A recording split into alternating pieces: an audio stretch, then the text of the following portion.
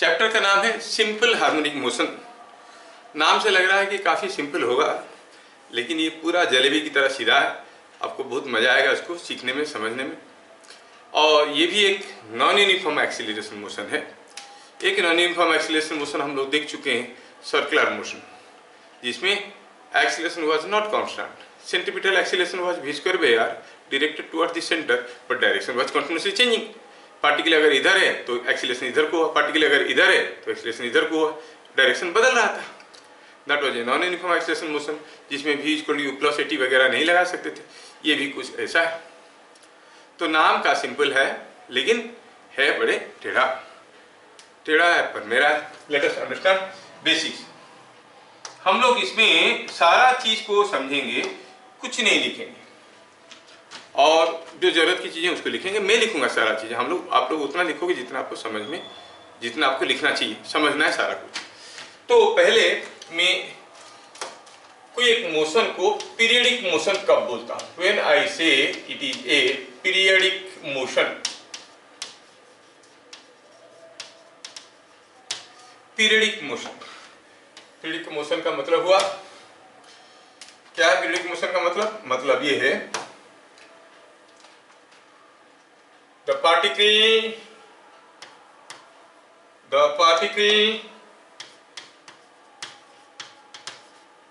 repeats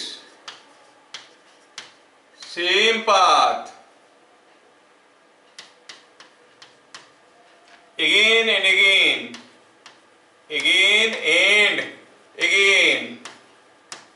at a fixed time interval.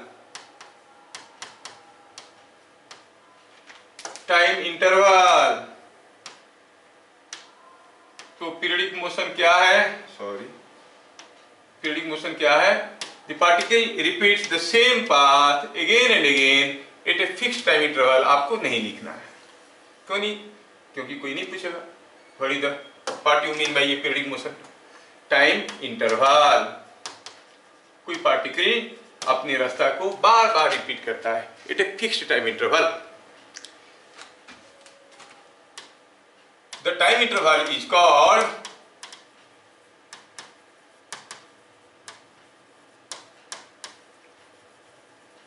time period। क्या कहेंगे? Time period है। Time interval को क्या कहेंगे? Time period.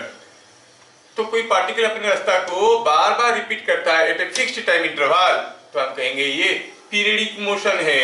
और उस टाइम इंटरवल को क्या कहेंगे? Time period. सपोजिंग हम कहेंगे कि यहाँ पर कोई एक पार्टिकल है जो किसी एक सर्कुलर पाथ में घूम रहा है, और वो सर्कुलर पाथ का रेडियस दिया हुआ है r रेडियस की सर्किल में कोई पार्टिकल घूम रहा है। क्या स्पीड में घूम रहा है? सपोज v स्पीड में घूम रहा है। तो ये पार्टिकल यहाँ से घूमने लगेगा, घूमते यहाँ पर आएगा, फिर से अपने रास्ता को रिपीट करेगा, फिर से अपने रास्ता को बार बार रिपीट करेगा। अच्छा, एक बार आने के लिए कितना समय लगेगा? एक बार आने के लिए उसको कितना दूर जाना पड़ेगा? 2πr, और वो भी v स्पीड में। तो what is the interval at which it repeats? 2πr/v। तो आप कहोगे कि टाइम इंटरवल इज 2πr/v। ये जो पार्टिकल है इस रास्ते में जा रहा है सर्कुलर पाथ में एक कांस्टेंट स्पीड में। हम कहेंगे ये जा रहा है कैसे? कोई कांस्टेंट स्पीड में। तो हर 2πr/v सेकेंड के बाद वो अपनी रास्ता को रिपीट कर रहा है। तो this is a periodic motion. Time interval क्या है? 2πr/v। समझ में आया? दूसरा केस, सपोज कोई पार्टिकल ऐसा एक रास्ते में जा रहा है, और दिया क्या है? दिया ये है कि इधर का एंगल थीटा, इधर का एंगल थीटा, और ये स्मूथ प्लेन है, मतलब म्यू 0 है। यहाँ पर म्यू 0 है। अगर हम कोई बॉडी को यहाँ से छोड़ते हैं, if I release from here, तो क्या होगा? सरल करके नीचे आएगा, फिर इधर चलेगा, फिर इधर से नीचे आएगा, ऐसे चलेगा, और ऐसे ऐसे करते रहेगा। बार बार अपना रास्ता रिपीट कर रहा है कि नहीं? तो ये भी पीरियडिक मोशन हुआ। कोई पूछेगा बताओ टाइम पीरियड क्या है? टाइम पीरियड क्या है? सपोज हम कहेंगे कि एच हाइट से नीचे आ रहा है, एच हाइट से नीचे आ रहा है। और आपको मालूम है कि अगर ये स्मूथ सरफेस है, थोड़ा सा इसको भगाते हैं, अगर ये कोई एक स्मूथ सरफेस है और ये एच हाइट से नीचे आ रहा है, आप जानते हो कि उसका एक्सीलरेशन होगा जी साइन थीटा, और ये डिस्टेंस हो जाएगा, ये डिस्टेंस कितना हो जाएगा ना, एच बाई साइन थीटा। तो इसको यहां से यहां तक नीचे आने के लिए कितना समय लगेगा, टाइम लगेगा रूट ओवर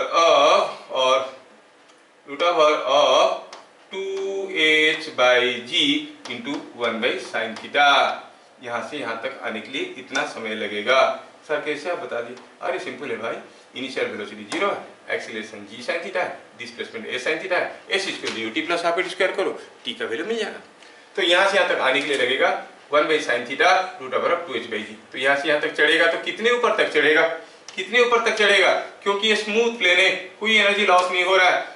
जब हाईएस्ट पॉइंट में होगा उसका काइनेटिक एनर्जी 0 होगा, मतलब जितना पोटेंशियल एनर्जी यहाँ पर था उतना ही पोटेंशियल एनर्जी वहां पर होना चाहिए, मतलब यहाँ पर भी ये कुछ एज हाइट तक ही चढ़ेगा, rise up to same height, और फिर यहां से वापस आएगा, फिर चढ़ेगा। तो ऐसा गया, ऐसा आया, फिर यहां तक चढ़ा, उसके बाद फिर से रिपीट किया है। तो इसका मतलब यहां से यहां तक आने के लिए अगर इतना समय लगता है, जाने के लिए उतना समय लगेगा, आने के लिए उतना समय लगेगा, यहां तक इतना समय लगेगा, टोटल टाइम हो जाएगा कितना, 4 by sine theta root over of 2h by g. क्या बात समझ में आ रहा है। तो ये भी हुआ एक periodic motion, it is repeating the same path at a fixed time interval. Well, let me give you another case. और चलो दो एग्जांपल लिए, तो दोनों ही केस में हम पीरियडिक मोशन में टाइम पीरियड ऑफ मोशन निकाल दिए। कैसे, the time taken to repeat the interval, repeat the path again and again at a fixed interval is called time period. That time period is 4 by sin theta root over of 2h by g. तो periodic motion क्या है समझ में आया। Now comes point number 2. ये था point number 1. Harmonic motion, harmonic motion और oscillatory motion. ध्यान से सुनना भैया, हार्मोनिक मोशन और oscillatory motion. If a particle in periodic motion, a particle in periodic motion moves to and fro, आगे पीछे मोशन कर रहा है, और बैक एंड फोर्थ, कैसे भी कहो, then it is harmonic motion. तो कोई पीरियडिक मोशन ही हार्मोनिक मोशन हो सकता है, जो पीरियडिक मोशन है वही हार्मोनिक मोशन हो सकता है। लेकिन सोचो तो, हम कहेंगे ये तो ऐसे ही जा रहा है, आगे पीछे नहीं हो रहा है, ये आगे पीछे आगे पीछे, तो ये हो गया हार्मोनिक मोशन।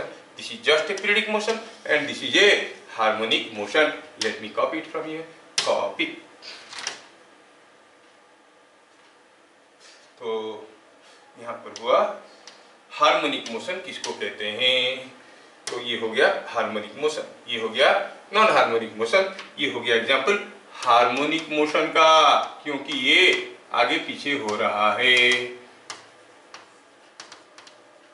ठीक है, ये है हार्मोनिक मोशन। अब ये टाइम पीरियड का कोई मतलब नहीं है, टाइम पीरियड हम लोग देख चुके हैं। तो ये हो गया हार्मोनिक मोशन, और ये नॉट ए हार्मोनिक मोशन।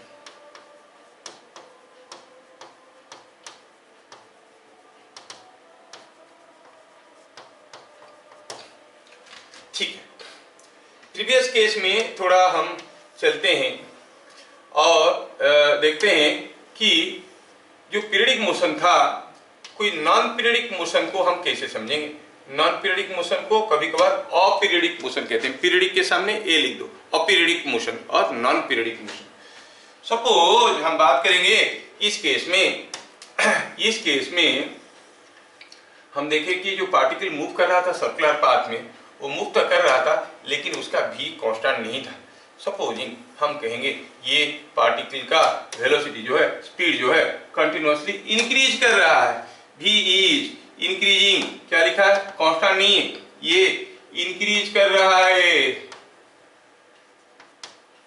तो भी अगर इंक्रीज कर रहा है तो धीरे धीरे v का वैल्यू बढ़ रहा है। तो एक पहली बार घूम के आने के लिए जितना समय लगेगा, दोबारा घूम के आने के लिए उसका समय कम लगेगा क्योंकि स्पीड बढ़ रहा है। तो the particle is repeating the path, लेकिन जिस इंटरवल में वो रिपीट कर रहा है वो इंटरवल धीरे धीरे घटने लगा है।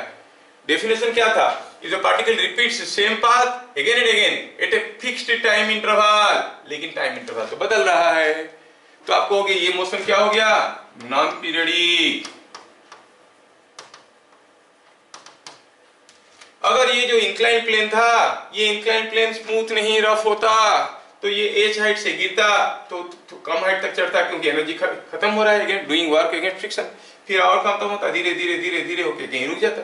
तो क्या ये सेम पाथ को रिपीट कर पाता, नहीं, तब वो हो जाता नॉन पीरियडिक मोशन। ठीक है, अब बात कर रहे थे हम लोग harmonic motion and non harmonic motion.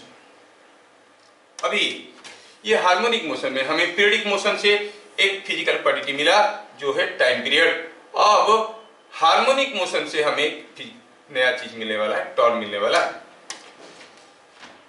In such motion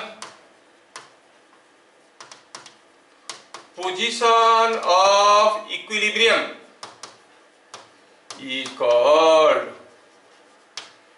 called mean position. ध्यान रखना, बड़ा इंपॉर्टेंट है ये। मीन पोजीशन बड़ा कंफ्यूजन क्रिएट करेगा आगे चल के। It is not a harmonic motion, देख लिए थे हम लोग, ये नॉट ए हार्मोनिक मोशन। थोड़ा स्पेस बनाते हैं ताकि हमें लिखने में कोई दिक्कत ना हो जाए। ये हार्मोनिक मोशन है, ये नॉट ए हार्मोनिक मोशन है। It's called mean position. तो मीन पोजीशन किसको कहते हैं, ध्यान रहे, mean position is the position of equilibrium, जिस पोजीशन में पार्टिकल इक्विलिब्रियम में रह सकता है। सोचो ये हार्मोनिक मोशन था, कहाँ एक बॉडी इक्विलिब्रियम में रहेगा, ऑब्वियसली यहाँ पे रहेगा। This is the position for mean position. आप कहोगे ये जो पोजीशन हुआ ये कौन सा पोजीशन हुआ, मीन पोजीशन। यहाँ पर वो रुक सकता है, कहीं दूसरी जगह और रेस्ट में रह नहीं सकता, यहाँ पर नेट फोर्स 0 है। तो समझ में आया कि ये आपका जो हार्मोनिक मोशन था, इस हार्मोनिक मोशन में आपका मीन पोजीशन कहाँ पे आया, यहाँ पे आया। ये हो गया मीन पोजीशन। क्या मैं समझा पा रहा हूं, yes sir, no? Yes sir. Yes. तो पीरियडिक मोशन से टाइम पीरियड मिला, हार्मोनिक मोशन से मीन पोजीशन मिला, लेकिन हमें पढ़ना है क्या, simple harmonic motion. Simple harmonic motion, इसमें हम लोग दो पार्ट पढ़ेंगे, angular SHM and linear SHM. लेकिन पहले हम लीनियर एसएचएम की बात करते हैं। Linear simple harmonic motion, linear, जब ये एंगुलर होगा फोर्स की जगह टॉर्क कहेंगे, ठीक है। लीनियर हार्मोनिक मोशन क्या है, point number 3, body in harmonic motion is called simple harmonic motion,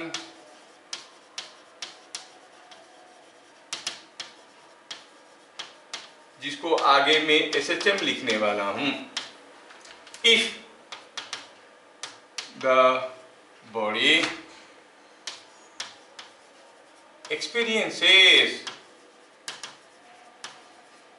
a restoring force directed towards mean position,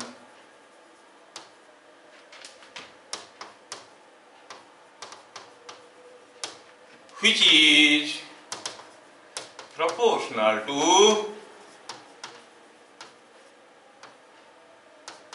and opposite to the displacement from mean position। बड़ा टेढ़ा definition देखो, नाम का सिंपल है।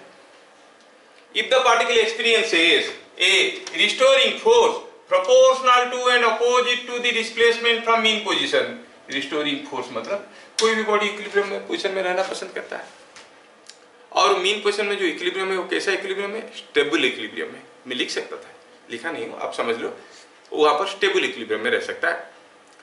ठीक है, मतलब जब भी वो बॉडी को वहीं से हम डिस्प्लेस करेंगे तो उसके ऊपर एक फोर्स आएगा जो उसको खींच के इक्विलिब्रियम पोजीशन की तरफ लाने की कोशिश करेगा, और वो जो फोर्स है that must be proportional to and opposite to, दोनों स्टेटमेंट वैलिड होना चाहिए।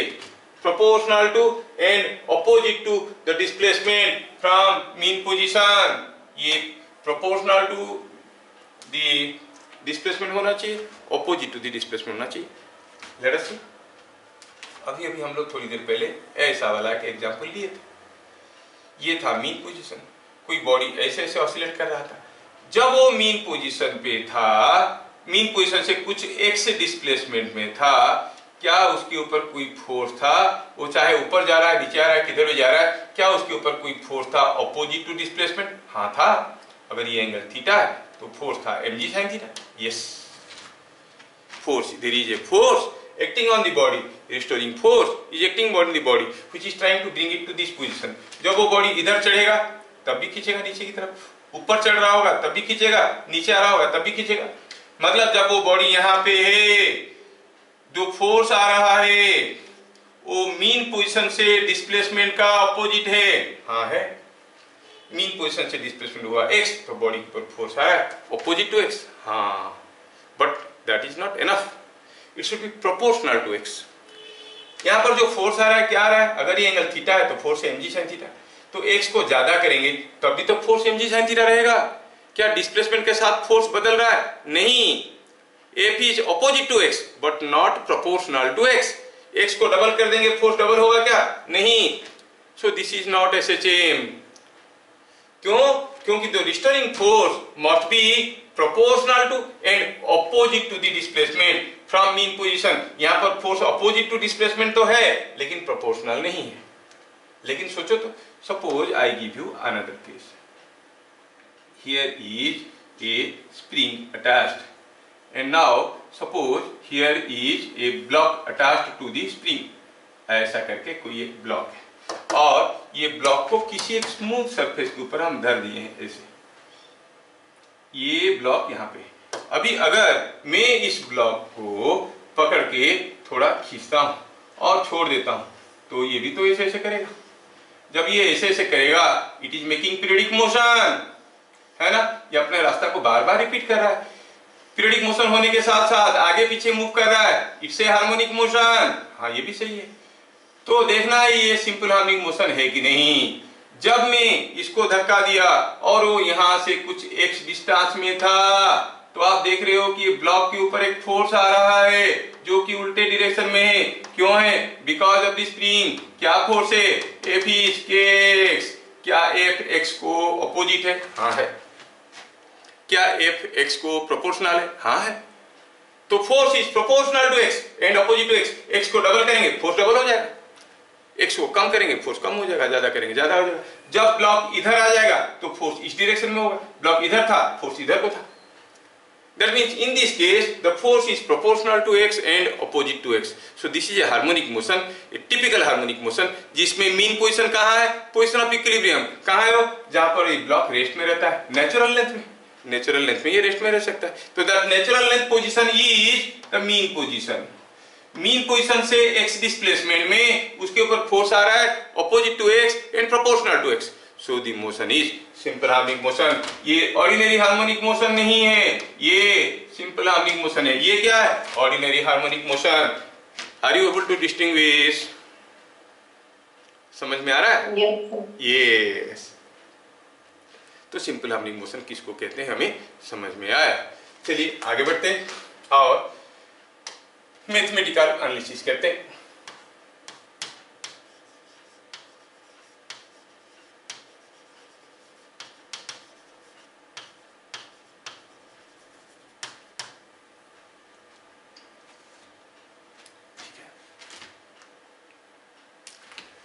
तो क्या देखें, पहला इन SHM F is proportional to x and opposite to x. To represent that the force is opposite to x, दोनों वेक्टर एक दूसरे के अपोजिट डायरेक्शन में होना चाहिए, तो इसलिए एक माइनस साइन का सहारा लिया गया है। यहाँ पर F क्या है, रिस्टोरिंग फोर्स। किस डायरेक्शन में होता है, डायरेक्टेड टूवर्ड्स मीन पोजीशन। हरदम इसका डायरेक्शन क्या होता है, टुवर्ड्स मीन पोजीशन। बॉडी कहीं भी हो टुवर्ड्स द मीन पोजीशन होगा। और displacement from the mean position, displacement is from the mean position, मतलब displacement vector is directed away from the mean position. Force is towards the mean position, it is always opposite. X क्या है, displacement from mean position, ये समझ में आना जरूरी है।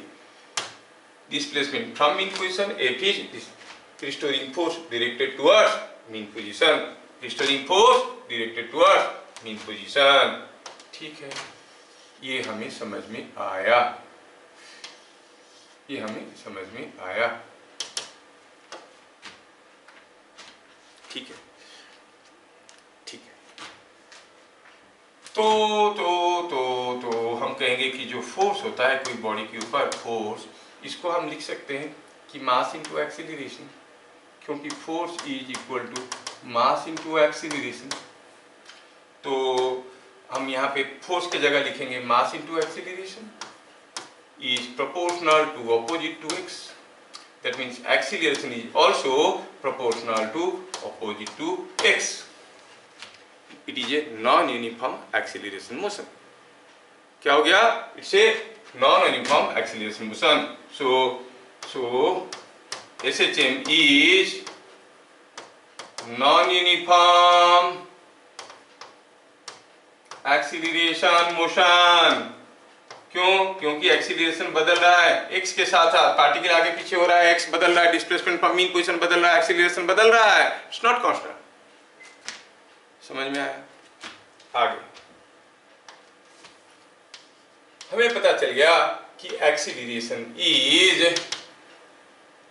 Proportional to and opposite to x. जो प्रोपोर्शनलिटी कांस्टेंट होगा इसको लिख सकते हैं माइनस एक्स। एक सी लिख दिए, सी क्या है, कांस्टेंट, कोई एक कांस्टेंट, क्योंकि प्रोपोर्शनल है। क्या है वो कांस्टेंट बाद में देखेंगे, एक कोई तो कांस्टेंट होगा। अब actually sorry I have missed a minus sign here, क्योंकि वो इंपोर्टेंट है, मैं माइनस साइन को रखना चाहूंगा हरदम कि ये माइनस साइन यहाँ पर है। Acceleration, you know, is related to the displacement by the relation d square x by dt square। a होता है dv by dt, b होता है dx by dt, as a whole you are getting it d square x by dt square is equal to minus cx। ऐसे आया, ये हो गया differential equation for SHM। सी का बहुत ज्यादा सिग्निफिकेंस है, हम लोग देखेंगे। ठीक है, अब ये पूरा का पूरा इक्वेशन में कितने टू कांस्टेंट है, एक कांस्टेंट है सी, एक कांस्टेंट है सी। ध्यान रखना, यहां से इसको एलाबोरेट करने की कोशिश करूंगा। जो डिफरेंशियल इक्वेशन है इसको अगर हम सॉल्व करेंगे, CF निकालेंगे, क्यूमुलेटिव फंक्शन, पर्टिकुलर इंटीग्रल, वो है आपका क्लास 12 में एप्लीकेशन ऑफ डिफरेंशियल इक्वेशन, उसमें पढ़ोगे। कोई डिफरेंशियल इक्वेशन को सॉल्व करना है, सॉल्व करना है मतलब आपको x निकालना है as a function of time. You want to find out x। ये डिफरेंशियल इक्वेशन क्या हो गया, थोड़ा चाहो तो हम इसको कुछ ऐसे लिख सकते हैं। कैसे बताओ, I can write it something like d square x by dt square, है ना, माइन और plus cx is a constant is equal to 0। खैर क्यूमुलेटिव फंक्शन निकाल दो, निकाल देगा। तो ऐसा कोई इक्वेशन को सॉल्व करेंगे तो x का वैल्यू आएगा a function of time. You have to find the value of x. Solve करेंगे कोई एक फंक्शन ऑफ टाइम आएगा। Solving you find x is a function of time. कैसे सॉल्व करेंगे आपको मालूम नहीं है, बताऊंगा तो समझ में नहीं आएगा, बस थोड़ा सा आइडिया देंगे। तो सॉल्व करेंगे तो जो सॉल्यूशन आएगा ये कुछ ऐसे आएगा, A sine omega T plus phi zero. Sir ये ए कहाँ से आया, ओमेगा कहाँ से आया, फाइव जीरो कहाँ से आया? सोच लो कि A omega phi zero are constants. कहाँ से आया सर? आया कहाँ से बता देते हैं, थोड़ा सा आपको आइडिया हो जाएगा। D square x by d t square is equal to, बता रहा हूँ लिखना मत, d square x by d t square का जो इक्वल टू है माइनस सी एक्स। अगर इसको एक बार डिफ्रेंशिएट करेंगे, d square x by d t square क्या है? Derivative of d x by d T.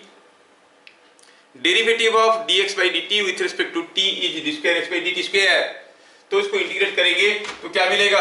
अगर एफ ऑफ एक्स का डेरिवेटिव जी ऑफ एक्स है, जी ऑफ एक्स का इंटीग्रेशन एफ ऑफ एक्स होता है, तो ये derivative of d x by d T है, उसको इंटीग्रेट करेंगे तो इधर को भी इंटीग्रेट करेंगे तो ये यहाँ पर क्या मिलेगा आपको? D x by d T. और यहाँ पर जब इंटीग्रेट करेंगे तो सी एक्स का इंटीग्रेशन कुछ होगा, क्या होगा मालूम नहीं है, लेकिन उसमें सी तो रहेगा ही रहेगा, साथ साथ एक दूसरा कांस्टेंट आएगा C1। इंटीग्रेशन करने से ऐसे होता है, लेकिन हमें x निकालना है। dx by dt is the derivative of x with respect to time. अगर हम दोनों तरफ को इंटीग्रेट करेंगे तो इसका डेरिवेटिव में आएगा x, जबकि इसका इधर साइड में क्या आएगा? इंटीग्रेशन करो तो c तो था, C1 तो था, इंटीग्रेट करो तो और एक कांस्टेंट आएगा C2। मतलब x का वैल्यू जब निकालेंगे तो आपको क्या मिलेगा? उसमें C1 C2 तीन कांस्टेंट्स है, इसलिए इसका सॉल्यूशन में आपको तीन कांस्टेंट मिलने वाले हैं, ध्यान रखना। और तीन कांस्टेंट का मैंने नाम दिया ए ओमेगा फाइव जीरो, और सॉल्यूशन कुछ ऐसे आएगा। कभी कभार स्कूल वाले उल्टे तरीके से पूछते हैं, अगर कोई पार्टिकल का डिस्प्लेसमेंट टाइम रिलेशनशिप ऐसे हुआ तो प्रूफ करो कि वो एसएचएम में। बात एक ही है, अब d square x by d t square निकालो और देखो कि it is coming proportional to and opposite to x, वो भी हम देख लेंगे। तो सॉल्व करने से हमें क्या मिला? सॉल्व करने से मिला कि x is equal to A sine omega T plus phi zero. इसमें a क्या होता है, थोड़ा सा लिखते हैं, a को कहते हैं एम्पलीट्यूड, बाद में फिर से फैलाएंगे इसको। ओमेगा क्या होता है? एंगुलर फ्रीक्वेंसी, अभी डिटेल्स में नहीं लिख रहे हैं। और फाइव जीरो क्या होता है? Initial phase. एसएचएम का पेंडुलम एसएचएम हो, स्प्रिंग ब्लॉक एसएचएम हो, यूट्यूब एसएचएम हो, थर्मोडायनेमिकल एसएचएम हो, ग्रेविटेशनल एसएचएम हो, हजार किस्म की एसएचएम है। उसका टाइम पीरियड ऑफ ऑसिलेशन निकालना वगैरह वो सब एक पार्ट है। दूसरा पार्ट है कि समझना कि व्हाट इज एसएचएम, जो समझने में काफी दिक्कत होता है। तो पूरा एसएचएम को दो पार्ट में डिवाइड करो, एक हुआ फंडामेंटल्स ऑफ एसएचएम, दूसरा हुआ to find time period of any periodic oscillation और सिंपल हार्मोनिक ऑसिलेशन। दो पार्ट है, दोनों पार्ट इक्वली इंपॉर्टेंट है। पहला पार्ट में फंडामेंटल से लिमिटेड है, दूसरा पार्ट में फंडामेंटल का यूज है अनलिमिटेड है। There are hundreds of cases. कोई बार को ऐसे पकड़ लिए और ये बार को थोड़ा सा ऐसे झुका के छोड़ दिया, तो जैसे बार को मैं ऐसे धक्का दे दिया, ये हिलने डुलने लगा, देखो ऐसे ऐसे ऐसे, तो ये भी एसएचएम हुआ है ना। क्या होगा उसका टाइम पीरियड ऑफ ऑसिलेशन निकाल सकते हैं, है ना। बहुत सारे केसेस है। कोई यूट्यूब में, मान लो कि ये कोई एक यूट्यूब हुआ और यूट्यूब में क्या हुआ, हम थोड़ा सा पानी ले लिए और ये यूट्यूब में जो पानी ले लिए हम, और ये यूट्यूब में हम जो पानी ले लिए, ये यहाँ से मिटा दी। I take some water here. अब मैं क्या करता हूँ, इधर वाले जो पानी है, अगर ये पानी को मैं यहाँ से क्या करता हूँ, थोड़ा सा दबा देता हूँ नीचे और छोड़ देता हूँ, ये ऐसे ऐसे डेंस करेगा। What is the period of oscillation. कोई ब्लॉक पानी में फ्लोट कर रहा है, थोड़ा सा दबा के छोड़ो, वो ऐसे ऐसे करेगा। What is period of oscillation. Hundreds of cases are there. So for IID calculate time period of oscillation is a infinite case. You must understand the fundamental to find out the time period of oscillation in any case. कोई भी case में time period of oscillation बड़ी आसानी से निकाल सकते हो अगर आप फंडामेंटल को समझो। तो दो पार्ट हो गया। तो हम फंडामेंटल पे इंसिस्ट कर रहे हैं, फंडामेंटल समझो, कोई भी केस दे देंगे पहले आपको देखना है कि जो ऑसिलेट कर रहा है ऊपर नीचे हो रहा है क्या। अगर ऊपर नीचे आगे पीछे हो रहा है तो हार्मोनिक मोशन है, तभी सोचना है। अगर हार्मोनिक मोशन है तो सिंपल हार्मोनिक होगी नहीं, चेक करना है, एक्स डिस्प्लेस करना है और देखना है कि उसके ऊपर क्या फोर्स आ रहा है जो प्रोपोर्शनल टू एक्स है, अपोजिट टू एक्स है। अगर ऐसा कुछ फोर्स है तो सिंपल हार्मोनिक मोशन है, फिर टाइम पीरियड निकालने की कोशिश करना है। खैर फिलहाल तो हम लोग अभी बिगिनिंग में है, we are all novices. x is equal to A sine omega T plus φ0, ये तीनों का नाम खाली याद रखो। आगे आगे इनके करतूत भी बताएंगे और ये किन किन चीजों के ऊपर डिपेंड करते हैं वो भी बताएंगे। समझ में? यहां से मैं सिंपल हार्मोनिक मोशन का डेफिनेशन को स्प्लिट कर देता हूं। कैसे? कोई बॉडी सिंपल हार्मोनिक मोशन में कब है कहेंगे? जब उसके ऊपर कोई रिस्टोरिंग फोर्स है proportional to and opposite to the displacement from mean position. सही है? This is another definition. If a body is said to be in simple harmonic motion if its displacement at any time t is can be written like a sin omega t plus φ0, और इस form में लिख सकते हैं तो हम कहेंगे simple harmonic motion है। तो अब सिंपल हार्मोनिक मोशन का नया डेफिनेशन हमारे सामने आया। ये ए कहां से आया? ए बी के बाद ए ही आता है क्या? पागल है? सी करो उसको, सी है तो डी क्या हो गया? डी हो गया अच्छा डी क्या हो गया? डी में लिखेंगे ए body is also said to be in SHM if its displacement from mean position displacement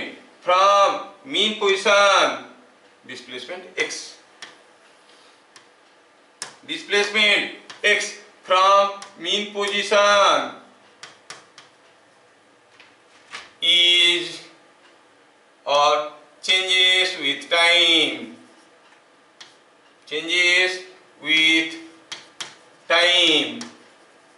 as time t as x is equal to a sin omega t plus φ0।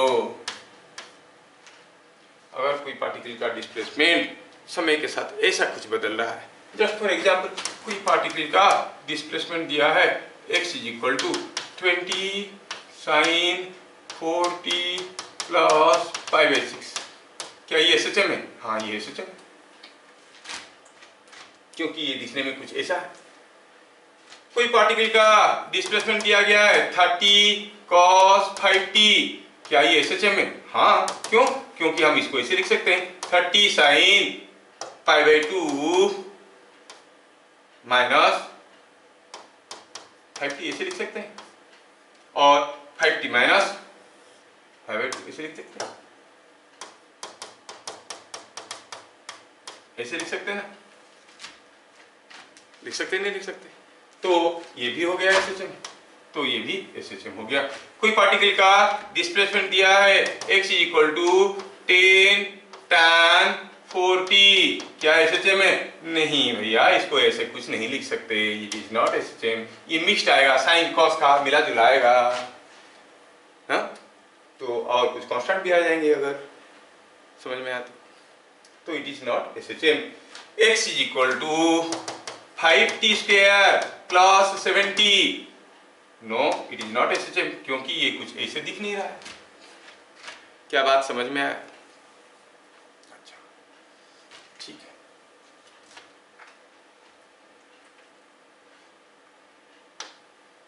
छोटा सा एग्जांपल लेते हैं।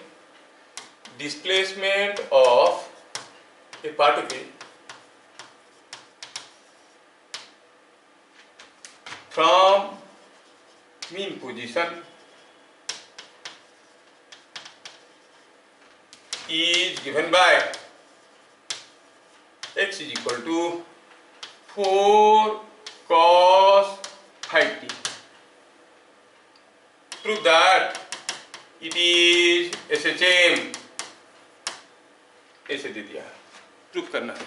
4 cos t 5t वर्ग की छोड़ो, cos t कर देते हैं, सुविधा आपके लिए आसान हो जाएगा। 4 cos t ऐसे दिया है कोई पार्टिकल का displacement from mean position, prove that it is SHM। ठीक है, कैसे प्रूव करेंगे? एसएचएम के लिए क्या चाहिए? उसका एक एक्सीलरेशन होना चाहिए जो कि opposite to proportional to displacement हो। सॉल्यूशन लिखते हैं, x is equal to 4 cos t। तो वेलोसिटी क्या होता है? dx/dt। क्या हो गया? 4 तो 4 रहा, cos t का डेरिवेटिव होता है minus sine t, so minus 4 sine t. तो एक्सीलरेशन क्या हो गया? It is dv/dt। तो माइनस 4 तो रहा, साइन टी का डेरिवेटिव होता है cos t। समझ में आया क्या? क्या मिला आपको? मिला 4 cos t, क्या था? x, तो आप कहोगे a is equal to minus x. That means ये सब वेक्टर्स है भाई, सब वेक्टर्स है। तो क्या मिला आपको? मिला the acceleration is opposite to displacement and proportionality constant 1 है, proportional to the displacement. So क्या लिखेंगे?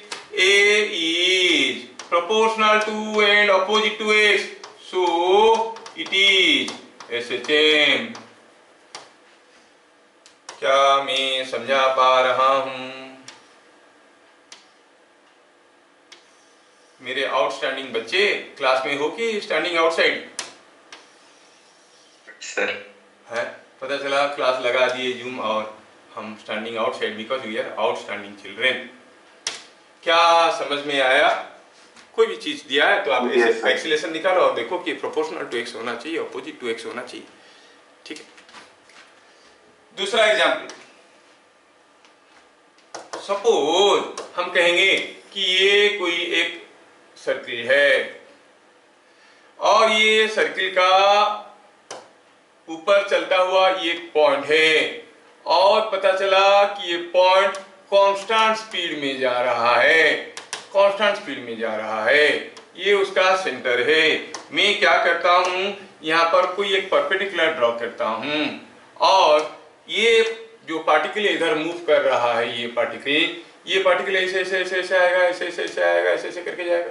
जब वो पार्टिकल यहां पर होगा इस पोजीशन में, वहां से एक परपेंडिकुलर ड्रॉ करता हूं on to the diameter AB और ये हो गया foot of the perpendicular P। P क्या हो गया? Foot of the perpendicular. अब देखो जब ये पार्टिकल यहाँ पे था, ये P यहाँ पे था और जैसे जैसे पार्टिकल इधर जाने लगा, ये P यहाँ से चलना शुरू किया, गया कुछ ऐसे, ये पॉइंट P को, ओह सॉरी, हाँ, ये जो पॉइंट P था, इस पॉइंट को मैं यहाँ पे रख देता हूँ, ये P है। ये P पॉइंट कैसे मूव कर रहा है देखो तो, ये P पॉइंट पहले यहाँ था, जैसे ये इधर इधर जाएगा, ये P पॉइंट ऐसे ऐसे जाएगा, फिर वो पार्टिकल यहाँ पे आएगा तो यहाँ पे मिलेगा, वो पार्टिकल इधर भाग के आएगा तो ये पॉइंट फिर से वापस आएगा और ये पार्टिकल यहाँ पर होगा, ये फिर से यहाँ पर होगा, पार्टिकल इधर गया तो ये फिर इधर जाएगा और फिर जो पार्टिकल ऊपर गया तो ये फिर वापस आएगा। What you find? The foot of the perpendicular is moving like this। ऐसा ऐसा ऐसा ऐसा ऐसा ऐसा हो रहा है। कौन? This point। चेक करना है कि ये पॉइंट एसएचएम में है कि नहीं है, अगर है तो उसका टाइम पीरियड क्या है। समझ में आया? तो क्या लिखेंगे? लिखेंगे कुछ ऐसा। ये क्वेश्चन स्कूल वाले पूछते हैं, ए particle moves along a circle of radius r with constant speed, v।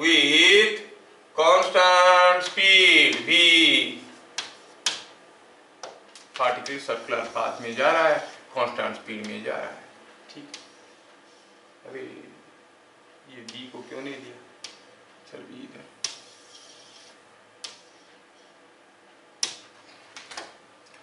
Prove that the foot of the perpendicular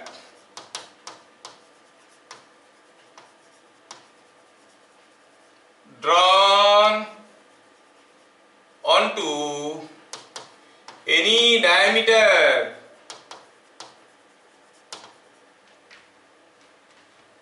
executes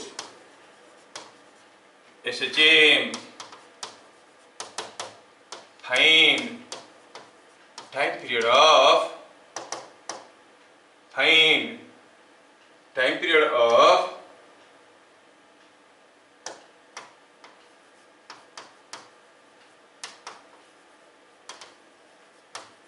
SHM, ये सिंपल हार्मोनिक मोशन का टाइम पीरियड बताओ। वाह, चलिए कोशिश करते हैं। हम जान गए कि जो फुट ऑफ द परपेंडिकुलर है वो हार्मोनिक मोशन कर रहा है। कैसे पता चला? आगे पीछे हो रहा है, आगे पीछे हो रहा है तो हार्मोनिक मोशन कर रहा है। तो ये सिंपल हार्मोनिक है प्रूव करना। दो तरीका है हमारे पास। एक तो हुआ देखना है कि उसके ऊपर क्या फोर्स आ रहा है फ्रॉम द मीन पोजीशन, और वो force proportional to and opposite to the displacement from mean position होना चाहिए, तब वो SHM है। लेकिन ये पॉइंट है फुट ऑफ द परपेंडिकुलर, उसका कोई मास नहीं है तो फोर्स कहाँ से आएगा? तो नहीं बनेगा। फिर क्या करेंगे? दूसरा तरीका है, let us find out the displacement at any time t, displacement from mean position at any time t। अगर वो कुछ a sin omega t plus phi 0 form में आया तो SHM है। चल, let us find out the displacement at any time t। मैं अब डिस्प्लेसमेंट निकालना चाहता हूं एट एनी टाइम t। थोड़ा स्पेस बना रहा हूं भैया, आप लोग तब तक सांस ले लो, सांस ले लो तब तक थोड़ा सा। ये मुझे पता करना है कि ये SHM है कि नहीं है, ये SHM है कि नहीं है। तो ठीक है, पहला वाला तरीका तो नहीं लगा सकते। कोई फुट ऑफ द परपेंडिकुलर के ऊपर फोर्स कैसे क्या पता करेंगे? ये तो इम्पॉसिबल है। ओह, ये तो इम्पॉसिबल है। फुट ऑफ द परपेंडिकुलर के ऊपर हम फोर्स नहीं निकाल सकते। ड्रॉन ऑन टू, यस, थोड़ा सा जगह बना लेता हूँ। यस, देखो बन गया, बन गई जगह। हमारा देश में जगह की कमी है। Cost of land is the costliest thing in this country. Diamond से भी ज्यादा कॉस्टली है। हाँ, तो ये बात है, कॉस्ट ऑफ स्पेस। ठीक है, let the particle move from A to B in t seconds. Solution: let particle move from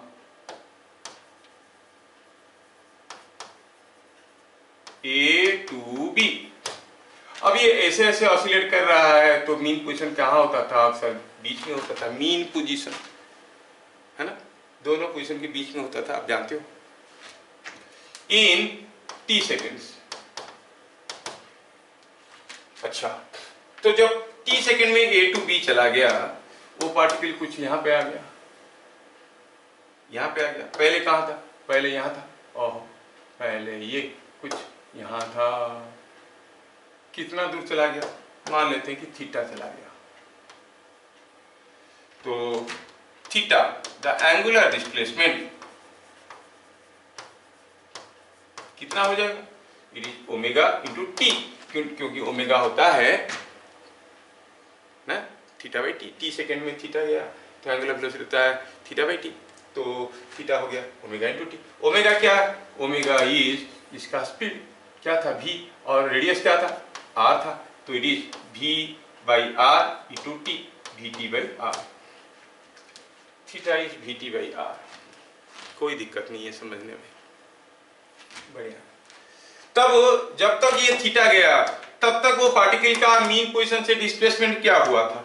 let me see the displacement from mean position, displacement from mean position. थोड़ा ये figure को यहाँ से गंदगी हटाता हूँ तो फिर आपको मिलेगा।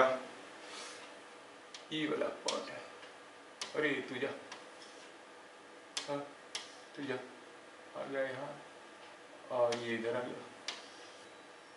हाँ, अरे गंदगी हटाते हैं।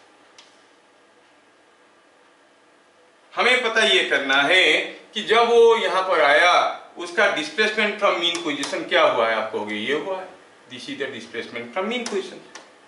कब? t सेकेंड में। What is x? अगर ये लेंथ r है तो ये लेंथ भी तो r ही है, तो आप क्या कहोगे? x is equal to displacement from mean position after t seconds is equal to r sin theta. लेकिन थोड़ी देर पहले ही देख चुके हैं x equal to r sine theta तो आया, जबकि थीटा क्या था, वी टी आर। वैल्यू डालो, it is r sine v t r. चाहो तो आपकी मर्जी के लिए मैं एक तो जीरो ऐसे जोड़ सकता हूं। So x is something like a sin omega T plus phi zero, जिसमें a क्या है, a इज r, ओमेगा क्या है v by r, phi zero क्या है zero. x is a sin omega T plus phi zero की form में आ रहा है।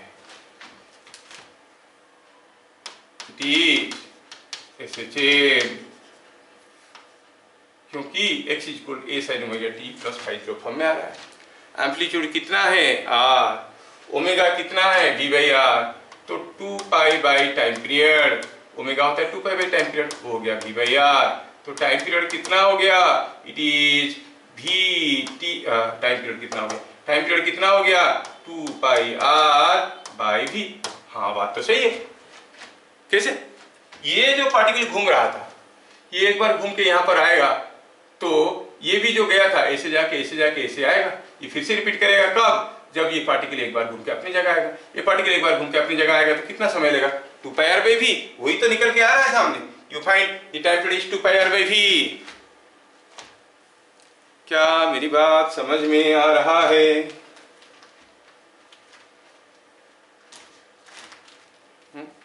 नहीं आया, क्या है Srishti Dwivedi? Outstanding. Am I audible to everyone? Yes, sir. तो बोलने Yes, में sir. इतना दिक्कत क्यों है बोलने में? Why don't you keep yourself unmuted? Mute करके क्यों रखते हो? हाँ, unmute yourself. Devansh, unmute yourself. There is no one to disturb you in your house. I know. तो ये समझ में आया। मैं पूछता हूँ समझ में आया, 10 मिनट के बाद आता है। साउंड का वेलोसिटी उतना भी कम नहीं है कि तुम्हारे तक पहुंचने कितना समय लगेगा, और ये भी तो इलेक्ट्रोमैग्नेटिक वेव से जा रहा है। द वेलोसिटी इज 3 × 10⁸ मीटर पर second. Very fast it is reaching you, so you should immediately answer. Anyway, ये समझ में आया। तो अब हम लोग देखिए कहाँ थे हम लोग। हम थे कोई पार्टिकल का बॉडी, कोई पार्टिकल एसएचएम में है जानने की दो तरीका हमारे सामने आया। एक तो हुआ the force must be proportional to and opposite to x, दूसरा हुआ the displacement at in time t should be expressed in terms of a sin omega t plus phi zero. ठीक है, चलिए आगे बढ़ते हैं और समझते हैं।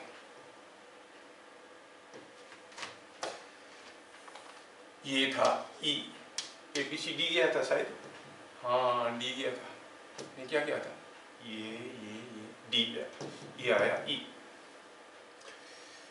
In the expression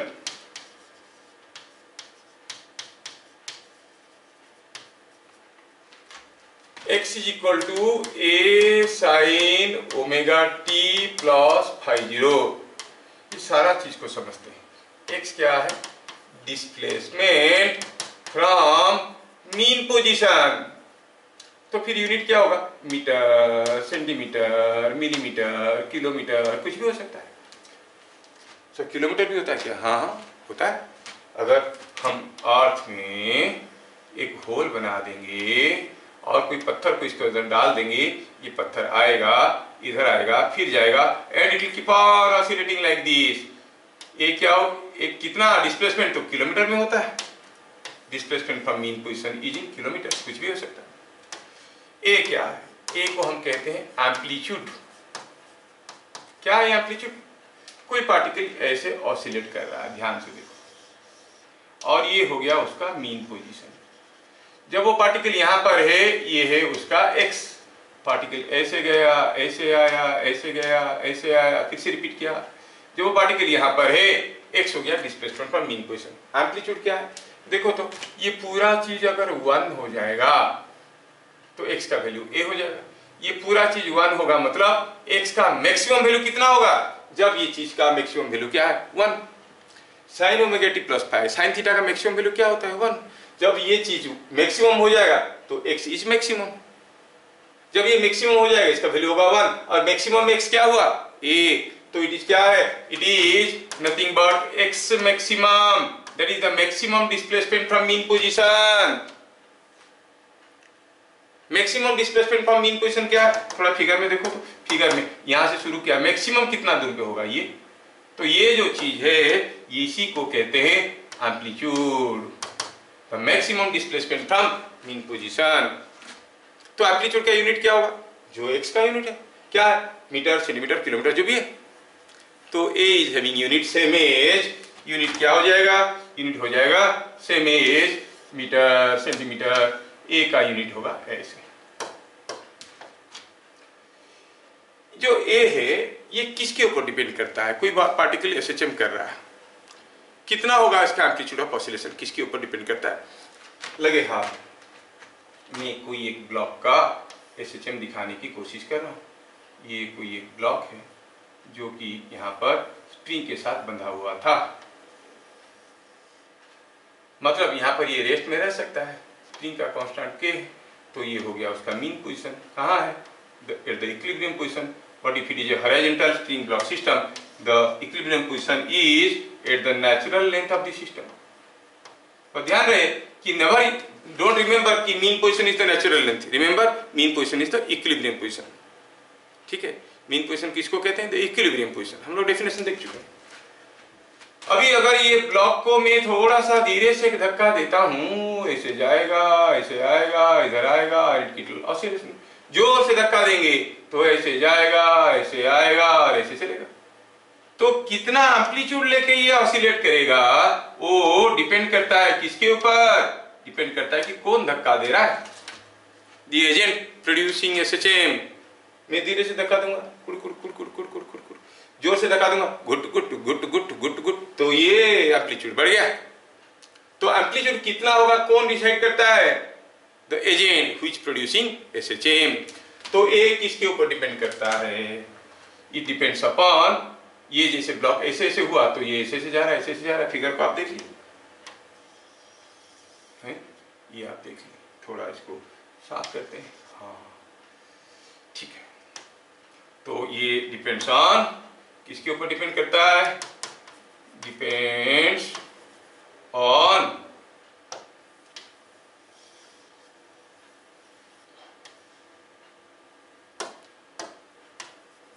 external agent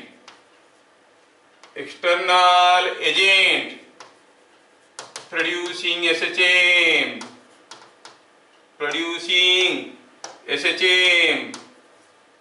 जो एजेंट इसमें SHM प्रोड्यूस किया, मैं किया, मेरा ताकत कम है, मैं धीरे से धक्का दिया, कम एम्पलीट्यूड में ऑसिलेट किया, तुम ताकतवर हो, जोर से किक लगाए, जोर से ऑसिलेट किया, समझ में आया। तो amplitude depends upon external agent, समझ में आया, ठीक है। एक्स समझ गए, ए समझ गए, आया ओमेगा। ओमेगा क्या है, omega is called angular frequency, एक टर्म है ऑफ ऑसिलेशन, यूनिट होता है रेडियन पर सेकेंड, जिसको आप चाहो तो 2 पाई बाई टी लिख सकते हो। टी क्या है, टाइम पीरियड, जिसको आप चाहे तो 2 पाई एफ लिख सकते हो। एफ क्या है, फ्रीक्वेंसी इन हर्ट्ज और टाइम पीरियड इन सेकेंड, ठीक है। ये ओमेगा, ये ओमेगा है। ये ओमेगा कुछ निराला है, ये किसके ऊपर डिपेंड करता है, ये किसके ऊपर डिपेंड करता है। चलिए ध्यान रहे, आगे आगे हम इसको प्रूव भी करेंगे। Depends on system physical parameters, किसके ऊपर डिपेंड करता है, depends on system physical parameters, ठीक है। सिस्टम किस चीज से बना है, कैसे बना है, वो डिसाइड करेगा कि ओमेगा कितना होगा।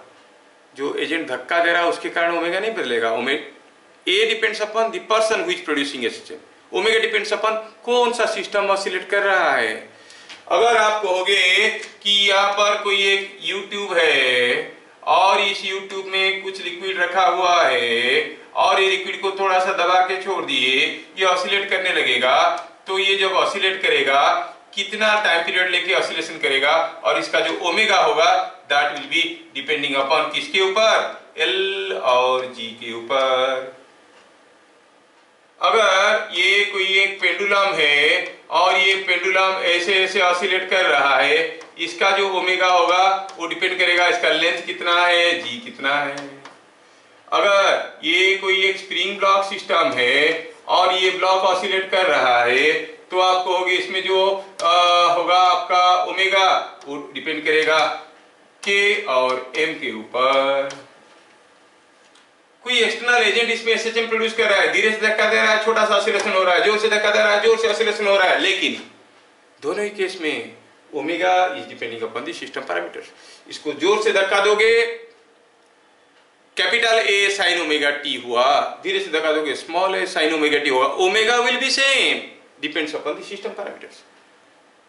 समझ में आया क्या? Omega depends on system parameters. Sir कैसे पता चला? पता ना चला क्योंकि मैं पूरा चैप्टर जानता हूं। आप लोग आगे आगे डिस्कवर करोगे कि omega depends upon system physical parameters. ये बड़ा इंटरेस्टिंग है, ये बड़ा इंटरेस्टिंग है। और यहाँ पर एक गहरी चीज अंदर आता है। ओमेगा अगर सिस्टम पैरामीटर के ऊपर डिपेंड करता है, ओमेगा तो 2π/t है, टी भी सिस्टम पैरामीटर के ऊपर डिपेंड करता है, टी भी सिस्टम पैरामीटर के ऊपर डिपेंड करता है। मतलब हम कहेंगे कि just for sake of example, अगर हम कहेंगे यहाँ पे कोई एक स्प्रिंग ब्लॉक सिस्टम है ऐसा वाला, ये स्प्रिंग ब्लॉक सिस्टम को आपने धक्का दिया तो ये ऑसिलेट करने लगा, ये ऑसिलेट करने लगा। कैसे? थोड़ा सा धक्का दिया, ऐसे ऐसे ऑसिलेट किया। सेम सिस्टम को अगर हम जोर से धक्का देंगे तो बड़ा सा एम्पलीट्यूड लेके ऑसिलेट करेगा। दोनों में एम्पलीट्यूड ऑफ ऑसिलेशन बड़ा डिफरेंट है, लेकिन के और एम बराबर है, तो आप कहोगे ओमेगा बराबर है, मतलब टाइम पीरियड बराबर है।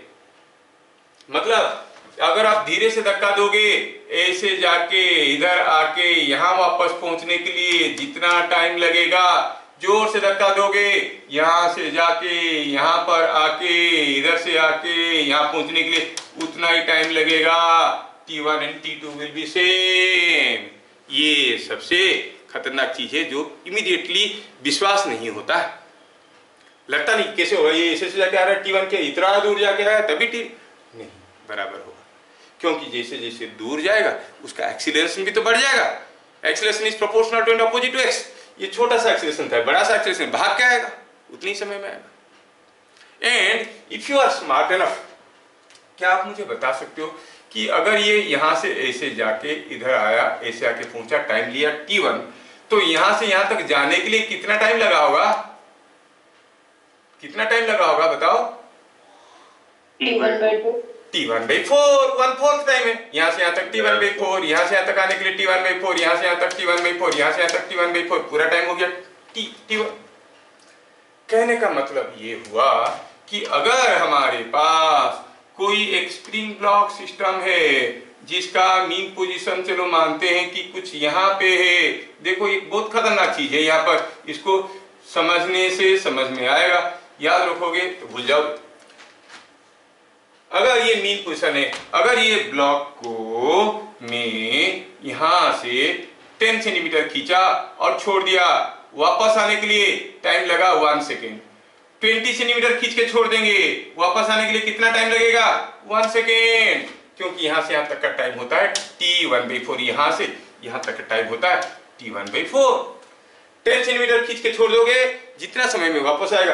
20 सेंटीमीटर खींच के छोड़ दोगे, वापस आने के लिए उतने ही समय में आएगा। वो बोलेंगे कि there are 2 similar spring block system, one block was pulled by 10 centimetre and released, other was pulled by 20 centimeter and released. Who will reach the mean position first? Both will reach at the same time. That is very important. कुछ भी displacement दो उसको और छोड़ दो, वापस आने के लिए उतना ही समय लेगा। 10 सेंटीमीटर दो, 20 सेंटीमीटर दो, 30 सेंटीमीटर दो, 50 सेंटीमीटर दो, दूर लोगे छोड़ दोगे, वापस उतने ही समय में आएगा। है ना एक interesting fact related to SHM। ये चीज काफी काम में लगेगा न्यूमेरिकल करने में। तो इसको वापस आने में बराबर टाइम लगेगा irrespective of the amplitude of oscillation. यहां पर हमें नोट कर लेना चाहिए कि T is independent of amplitude of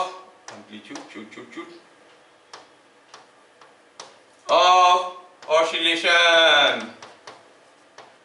हाँ चलो ठीक है, ये भी बात समझ में आया, ये भी बात समझ में आया। एम्पलीट्यूड ऑफ ऑसिलेशन के ऊपर डिपेंड नहीं करता है। यहाँ पर और एक टर्म है हमारे पास, खत्म कहाँ हुआ कहानी, कहाँ था कहानी? A sin omega T plus phi zero को समझाने की कोशिश कर रहे हैं।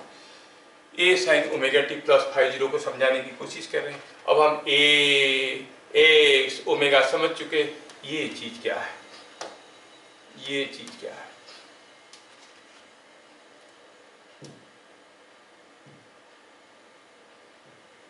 F five zero is called initial phase. Sir ये फेज क्या होता है? इनिशियल फेज समझाते हैं, आगे बढ़ के बताएंगे आपको इनिशियल फेज क्या होता है। देखो अगर x is equal to A sine omega T plus phi zero है, at t is equal to zero, x का कुछ वैल्यू होगा, कॉल इट x0, कितना होगा? A sine t equal to zero है तो ओमेगा टी गायब हो गया, रह गया फाइव जीरो। तो ये साइन फाइव जीरो क्या हो गया? साइन फाइव जीरो हो गया x0 बाई ए, और फाइव जीरो क्या हो गया? Sine inverse of x0 by A, जिसमें x0 क्या है? x0 is displacement from mean position at, कब? At t is equal to zero. तो फाइव जीरो किसके ऊपर डिपेंड करता है? ए तो डिपेंड करता है एजेंट के ऊपर जो धक्का दिया। फाइव जीरो किसके ऊपर डिपेंड करता है? फाइव जीरो डिपेंड करता है x0 और a के ऊपर। x0 और a के ऊपर मतलब what is the displacement of the particle from mean position at t equal to zero. मतलब शुरू में जब SHM स्टार्ट हुआ, पार्टिकल का डिस्प्लेसमेंट क्या था? फ्रॉम मीन पोजीशन, उसके ऊपर डिपेंड करता है। x0 के ऊपर डिपेंड करता है। Five zero depends upon x0 and a। Sir कुछ भी समझ में नहीं आया? हाँ ठीक है, अब समझाने की कोशिश करते हैं। And this is the last item for today's class. Have patience. The most difficult item for today's class, जो जल्दी समझ में नहीं आता है, थोड़ा ध्यान से सुनोगे तो समझ में आ जाएगा। मैं एग्जांपल देता हूँ। हमारे पास कोई एक पार्टिकल ऐसा था, ये था उसका मीन पोजीशन, ठीक है, ये था इसका मीन पोजीशन। मैं पार्टिकल का दो केस लेता हूं, फिर मैं तीसरा केस भी ले लूंगा आपको समझाने के लिए। अब ये पार्टिकल को ऑसिलेट करवाना है विथ एम्पलीट्यूड a। दोनों ही केस में अगर m और k बराबर है तो दोनों ही केस में हमारा ओमेगा और टाइम पीरियड और फ्रीक्वेंसी बराबर होगा। मैं इसको भी a एम्पलीट्यूड में ऑसिलेट करवाना चाहता हूं, इसको भी a एम्पलीट्यूड में ऑसिलेट करवाना चाहता हूं, तो क्या करूंगा? एक केस में मैं क्या किया, राइट एट दिस पॉइंट मैं इसको एक किक लगाया, ये गया आगे कुछ a डिस्टेंस, वापस आया, फिर इधर गया, फिर इधर आया। क्या हो गया? एम्पलीट्यूड हो गया a। This is the maximum displacement from mean position. दूसरा केस में भी इसको ऑसिलेट करवाना चाहता हूं, लेकिन तरीका अलग है। क्या तरीका? मैं क्या किया, पहले इस ब्लॉक को मीन पोजीशन, ये था मीन पोजीशन, ये था मीन पोजीशन, मैं क्या किया, पहले ये ब्लॉक को मीन पोजीशन से खींच के थोड़ा दूर ले लिया। कितना दूर? a डिस्टेंस ले लिया। मैं इसको ले लिया कितना दूर? a distance.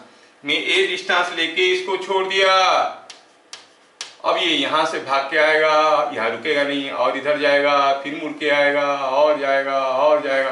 ये भी तो टेंस कर रहा है, ये भी तो टेंस कर रहा है। अगर आप दोनों को थोड़ा प्यार से देखोगे तो दोनों में कोई अंतर नहीं मिलेगा आपको, क्योंकि दोनों ही केस में जब आप देखोगे तो वो पार्टिकल कुछ ऐसा ऐसा झूलता हुआ नजर आएगा। इस केस में भी ये ऐसा ऐसा झूलता हुआ नजर आएगा। कोई पूछेगा क्या ये दोनों SHM बराबर है, आप बोलोगे हाँ, इसका जितना टाइम ले रहा है उसका इतना टाइम ले रहा है, इसका जितना एम्पलीट्यूड है उसका इतना एम्पलीट्यूड, दोनों SHM बराबर है। नहीं है। क्या डिफरेंस है, चलो सोचते हैं। What is the difference in the SHM of the two bodies. अगर हम पूछेंगे बताओ ये जो पार्टिकल है अगर दोनों SHM उनका बराबर है तो ऑब्वियसली हम कहेंगे कि उनका डिस्प्लेसमेंट टाइम रिलेशनशिप सेम आना चाहिए, है ना। ये डिस्प्लेसमेंट टाइम रिलेशनशिप बहुत इंपॉर्टेंट है। डिस्प्लेसमेंट टाइम रिलेशनशिप मिल गया तो सब कुछ हो जाएगा। तो चलो निकालते हैं। कोई पूछेगा 8 t = 1 सेकेंड, ये इसको धक्का दिए थे, ये कुछ दूर इतना दूर गया था, से इट इज x, और x = चलो मानते हैं x1 है, ये x1 गया था। ये कौन सा डिस्प्लेसमेंट है, डिस्प्लेसमेंट फ्रॉम मीन पोजीशन। अब इसको जब छोड़े, यहां से छोड़े, ये चलना शुरू किया, रेस से एक्सीलरेट किया, t = 1 सेकेंड में थोड़ा दूर आया होगा, it is come this distance.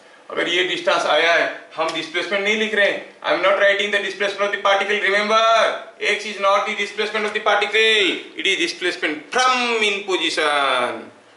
Displacement of the particle तो कुछ अलग है। अच्छा, तो जब ये पार्टिकल कुछ x डिस्टेंस आया होगा, ये m मेरे को तंग कर रहा है, इसको इधर बैठाता है। जब ये पार्टिकल 1 सेकेंड में कुछ थोड़ा सा दूर आया होगा, उसका डिस्प्लेसमेंट फ्रॉम मीन पोजीशन कुछ होगा जो कि x2 होगा। और आपको क्लियरली दिख रहा है कि x1 and x2 are not same. मान लो 0.1 सेकेंड के बाद, 0.1 सेकेंड के बाद तो ये पूरा उसका मीन पोजीशन के एकदम आसपास होगा, थोड़ा सा गया होगा, ये मीन पोजीशन से काफी दूर होगा क्योंकि एक्सट्रीम से स्टार्ट हो रहा है। तो दोनों का displacement from mean position are not same, दोनों का a बराबर ओमेगा बराबर, फिर भी डिस्प्लेसमेंट टाइम रिलेशनशिप अलग अलग है क्योंकि दोनों का फाई 0 अलग है। फाई 0 किसके ऊपर डिपेंड करता है, ये डिस्प्लेसमेंट फ्रॉम मीन पोजीशन है t = 0 के ऊपर। चलिए, तो दोनों केस में displacement from mean position is not the same, ये हमें समझ में आया। मतलब दोनों SHM बराबर दिखने की बावजूद बराबर नहीं है भैया। तो फिर चलो देखते हैं इस केस में x0 क्या था, डिस्प्लेसमेंट फ्रॉम मीन 8 t = 0 क्या था, अरे यही तो था मीन पोजीशन पे, तो 0 था। इस केस में डिस्प्लेसमेंट फ्रॉम मीन 8 t = 0 क्या था, थोड़ा इसको इधर ले आते हैं, जगह है हमारे पास लिखने के लिए। हाँ, तो ये था 0, ये 0 था। दूसरी केस में अगर हम निकालेंगे what is the displacement from mean position, तो आपको होगे कि t = 0 में displacement from mean position is not same. ये मीन पोजीशन से कितना दूर पे था t = 0, आपको होगी ये मीन पोजीशन से काफी दूर पे था। कहाँ था, एक्सट्रीम में, मतलब यहाँ से कितने दूर पे था, कितने दूर पे था, a डिस्टेंस। ओह, दोनों का x0 अलग अलग है। तो फिर इसके लिए फाई 0 क्या बनेगा, और t = 0 लिखने में थोड़ा गड़बड़ लग रहा है, लिखने में सुंदर नहीं लग रहा है, मैं इसको थोड़ा सा ऐसे लिखता हूँ, initial displacement from mean position. अब इसमें किसी को तकलीफ नहीं है, initial displacement from mean position कितना है, ये है 0। Initial displacement from mean position कितना है, 0 है, ठीक है। और यहां पर initial displacement from mean position क्या था, a था। लिखने में सुंदर नहीं लिखा, थोड़ा लिखने की तरीका ही बदल देता हूं बस। ये initial displacement from mean position क्या था, a था, क्योंकि ये मीन पोजीशन से a डिस्टेंस में था। a क्या है, एम्पलीट्यूड, एक्सट्रीम में था ना, यहां तक लिया और छोड़ दिया। अच्छा, तो इसमें फाई 0 क्या हो जाएगा, sign inverse of x0/a। x0 0 है तो ये 0 है, साइन 0 0 होता है। यहां पर फाई 0 क्या हो जाएगा, sign inverse of x0/a। x0 क्या है, a/a हो गया 1, sine inverse of 1 is π/2, so it is π/2। क्या आपको समझ में आ रहा है, Yes, sir. एक को समझ में आया, बाकी लोग कोशिश में लगे हैं, समझ में नहीं आ रहा। Bhavani, yes sir, yes sir. क्या यस सर? ऐसा यस सर। देखो, मेरे पे एक एहसान करना कि कभी मेरे पे एहसान मत करना। तुमको समझ में आ रहा है कि नहीं आ रहा है, मेरे को कैसे पता चलेगा? यस सर नो सर बोलोगे तब ना, खंबे जैसे बैठे रहते। हाँ देखो, ये गाली भी रह गया तुम्हारा वीडियो में, नाम लेके गाली कर दूं तो लोग देखेंगे। नाम नहीं बोल रहा हूँ, चलो ठीक है। अभी अगर ये जो पार्टिकल है इसका अगर डिस्प्लेसमेंट टाइम रिलेशनशिप लिखूंगा तो लिखूंगा ए साइन, क्योंकि दोनों का ए बराबर है, ओमेगा भी बराबर है क्योंकि सिस्टम बराबर है, omega T plus 0 that is a sine omega t. ये जो पार्टिकल है उसका displacement from mean position is a sine omega T plus phi zero क्या था, π/2, तो ये हो जाएगा प्लस π/2, मतलब ए कॉस ओमेगा टी। अब अगर इस पार्टिकल का डिस्प्लेसमेंट चाहिए एट t = 0.1 सेकेंड तो इसमें t = 0.1 डालो, इस पार्टिकल का चाहिए तो इसमें डालो। दोनों का डिस्प्लेसमेंट टाइम रिलेशनशिप अलग अलग है। क्या बात समझ में आया? लगे हाथ आपको ये रखना है कि कोई चीज अगर मीन पोजीशन से चलना शुरू करता है तो उसका डिस्प्लेसमेंट टाइम रिलेशनशिप होता है ए साइन ओमेगा टी। अगर एक्सट्रीम पोजीशन से चलना शुरू करता है उसका डिस्प्लेसमेंट टाइम रिलेशनशिप होता है ए कॉस ओमेगा टी।